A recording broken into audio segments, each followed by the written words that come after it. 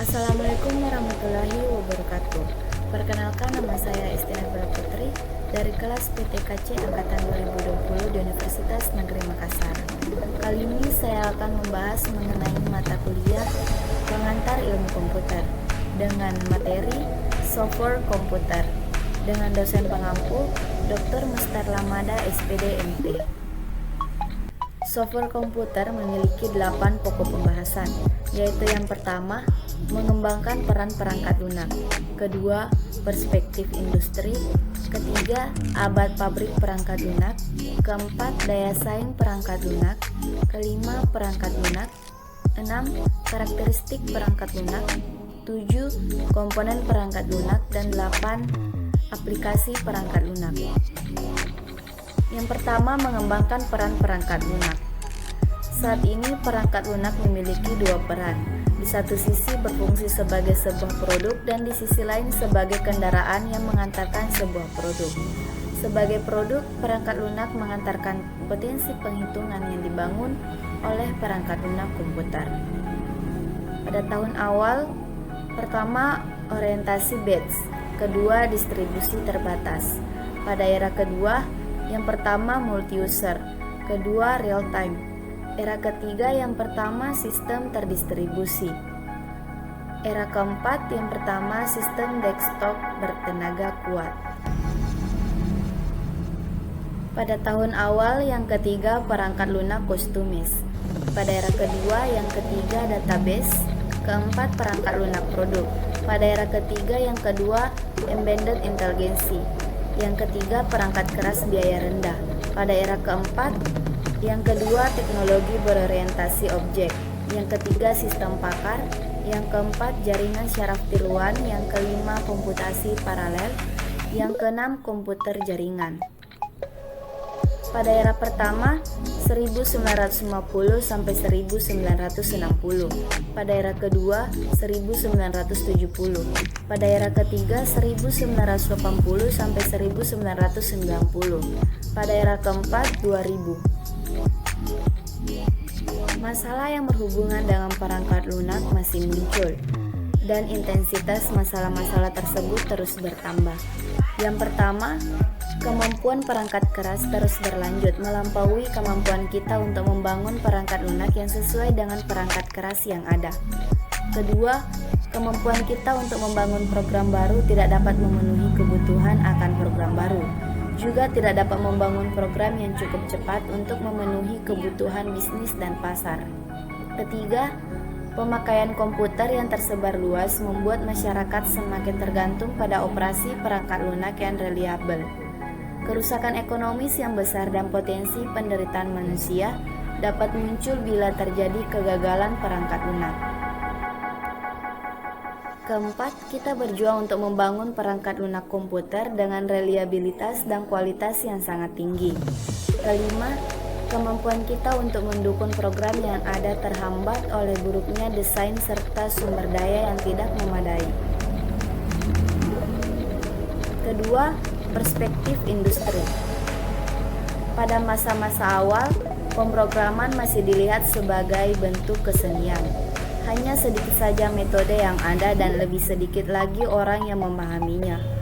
Para pemrogram bahkan kadang-kadang harus mempelajarinya dengan cara coba-coba. Dibanding perangkat keras, perangkat lunak merupakan salah satu bentuk tunggal yang terbiaya tinggi selama hampir 2 dekade. Ketiga, abad pabrik perangkat lunak. Perusahaan-perusahaan yang besar maupun kecil memiliki apa yang disebut software plant. Ada ribuan aplikasi berbasis perangkat lunak dengan kondisi kritis yang sangat perlu diperbaharui. Yang pertama, aplikasi sistem informasi yang ditulis 20 tahun yang lalu yang mengalami 40 generasi perubahan dan sekarang tidak mungkin lagi dilakukan upaya pembaruan. Bahkan modifikasi yang paling sederhana sekalipun sudah akan membuat perangkat lunak tersebut gagal beroperasi. Kedua, aplikasi pengembangan yang dipakai untuk memproduksi desain data telah kritis dan karena cara pemeliharaan serta usia yang sudah tua membuat tidak ada orang yang mengetahui struktur internalnya. Ketiga, embedded system. atau dipakai untuk mengontrol sumber tenaga, rambu udara, dan perusahaan besar di antara ribuan macam aplikasi yang sangat aneh serta kadang-kadang mempunyai kelakuan yang tidak dapat dijelaskan tetapi tidak dapat dibawa keluar untuk diperbaiki karena tidak ada lagi yang dapat menggantikan posisinya. Keempat, daya saing perangkat lunak. Sekarang ini perangkat lunak sudah menjadi lahan yang sangat kompetitif. Perangkat lunak yang dulu dibangun secara internal di dalam komputer sekarang sudah dapat diproduksi secara terpisah. Kelima, perangkat lunak.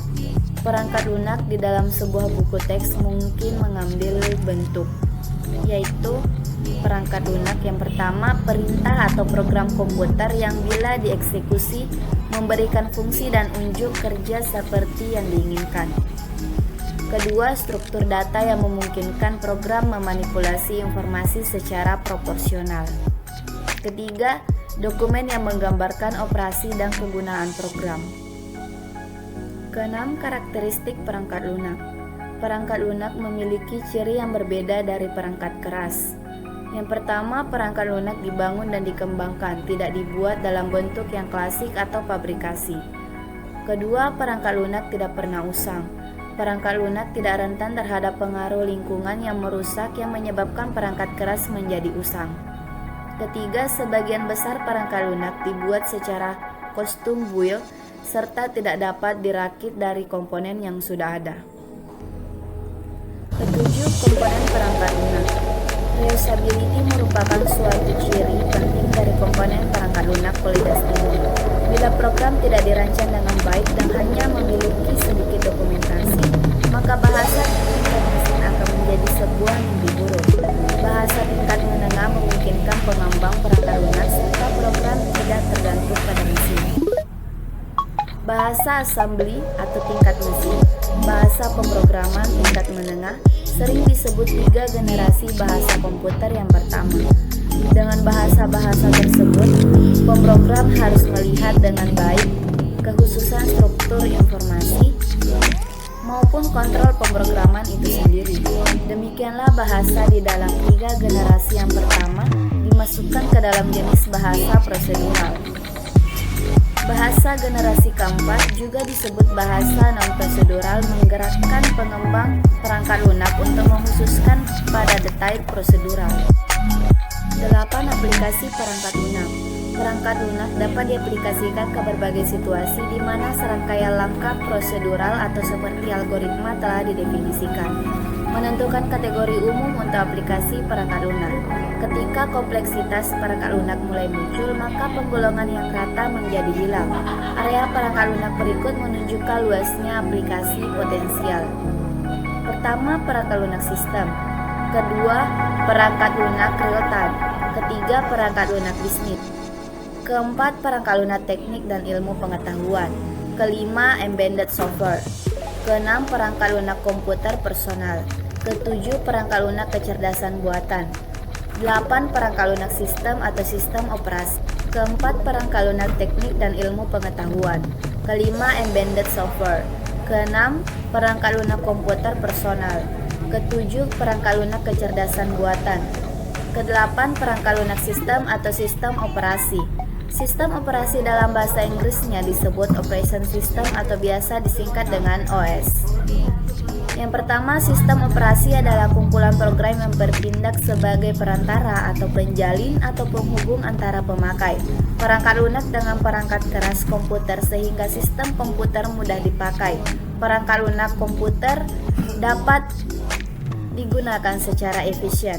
Mengapa mempelajari sistem operasi? Karena merupakan kajian mendasar untuk pendidikan ilmu-ilmu komputer dan informatika.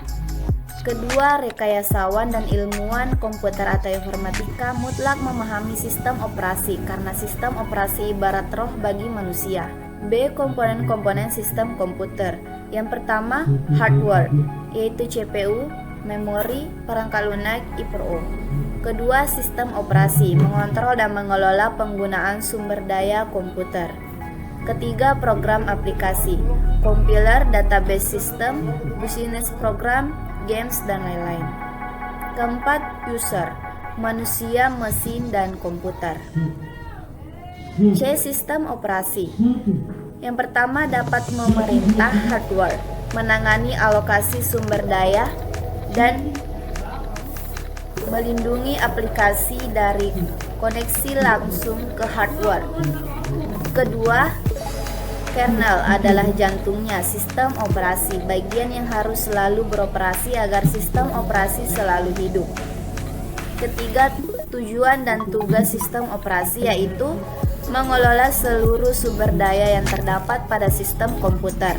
Kedua, menyediakan sekumpulan layanan kepada user sehingga user lebih mudah. Ketiga, nyaman dalam menggunakan atau memanfaatkan sumber daya sistem komputer. Keempat, pengelola seluruh sumber daya sistem komputer, yaitu sumber daya fisik, keyboard, mouse, joystick, disk drive, CD-ROM, hard disk, printer, monitor, modem, Ethernet card, peralatan multimedia, dan lain-lain. Ada sumber daya abstrak, data, dan program. Kelima, berdasarkan banyaknya sumber daya yang dikelola sistem operasi, yaitu sangat sulit bagi pemrogramer untuk membuat program pada sumber daya tersebut. Kedua, untuk mempermudah programmer dan membuat program agar dimengerti oleh seluruh lapisan sumber daya tersebut, maka dibutuhkanlah yang namanya sistem operasi. 6. Komponen-komponen utama sistem operasi. Yang pertama, manajemen proses. Kedua, manajemen memori. Ketiga, manajemen input atau output. Keempat, manajemen berkas. Kelima, protective system. Keenam, networking. Ketujuh, command interpreter system. 7. Layanan-layanan yang disediakan sistem operasi. Yang pertama, program execution. Kedua, hyperoperation. Dan ketiga, file atau sistem manipulation. Sekian dari saya. Assalamualaikum warahmatullahi wabarakatuh.